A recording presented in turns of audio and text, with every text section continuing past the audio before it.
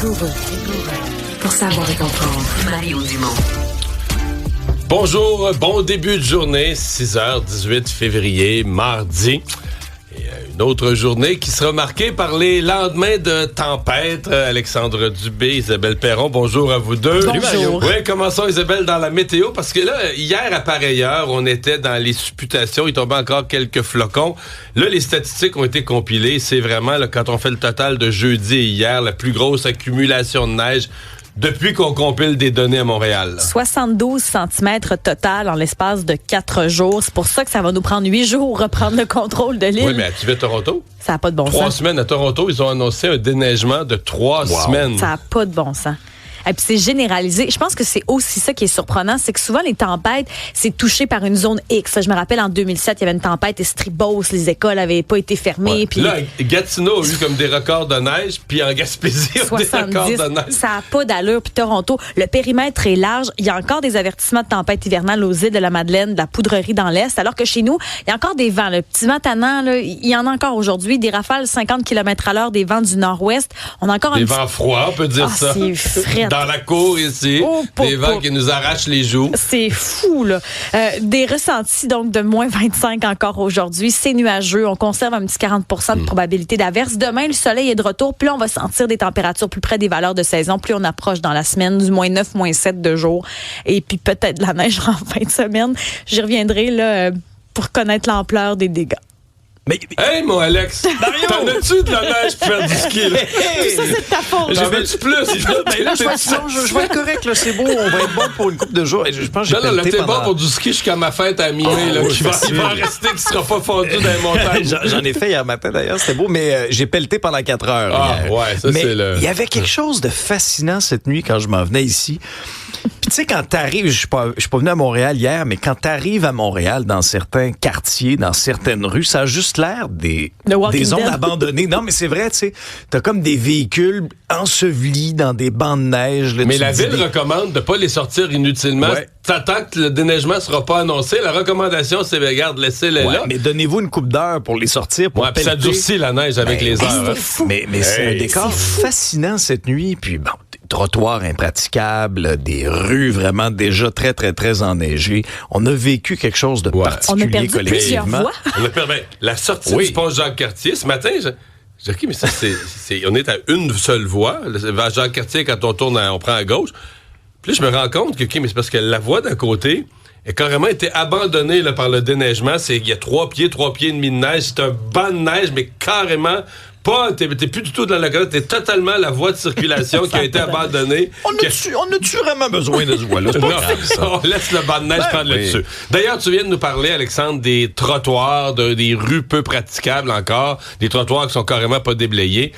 Ça amène tout un débat. Ce sera peut-être le débat du jour sur de l'école, pas d'école, les centres de services scolaires. Plusieurs avaient dit on va prendre la décision ce matin.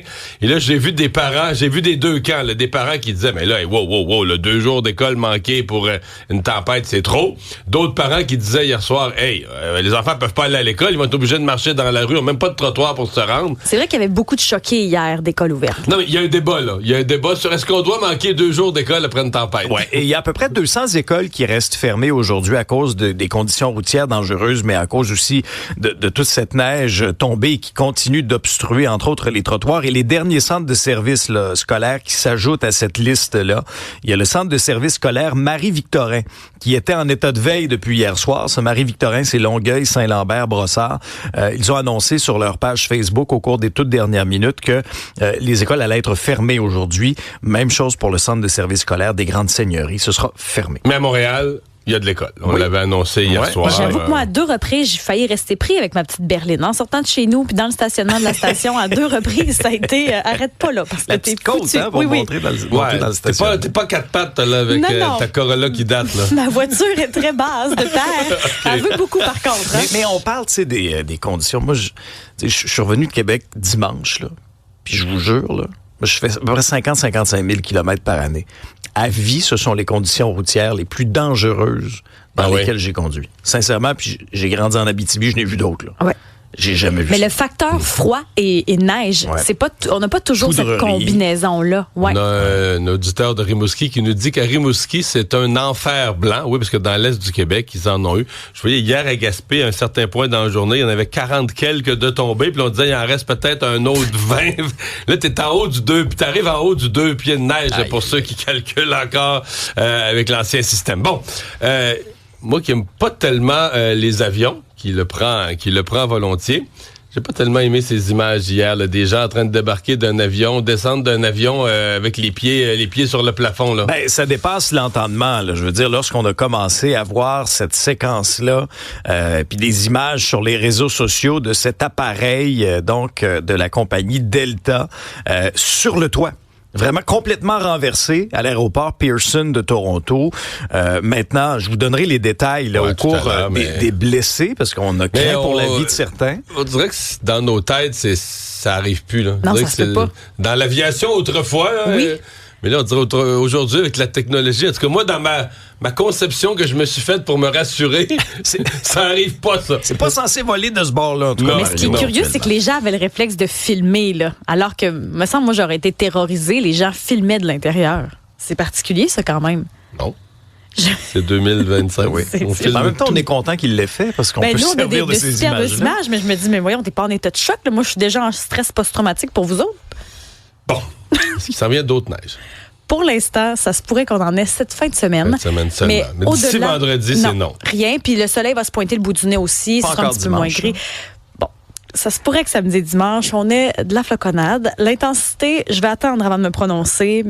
Mais Parce il que devrait y avoir. je veux pas choquer pour nous du Non. Trisac, là, que tu te risques plus à des pronostics Il y a qui pourraient... l'épiderme météorologique très sensible, Bon, Benoît, puis je veux pas le froisser. Là. On est juste mardi. le début de la semaine.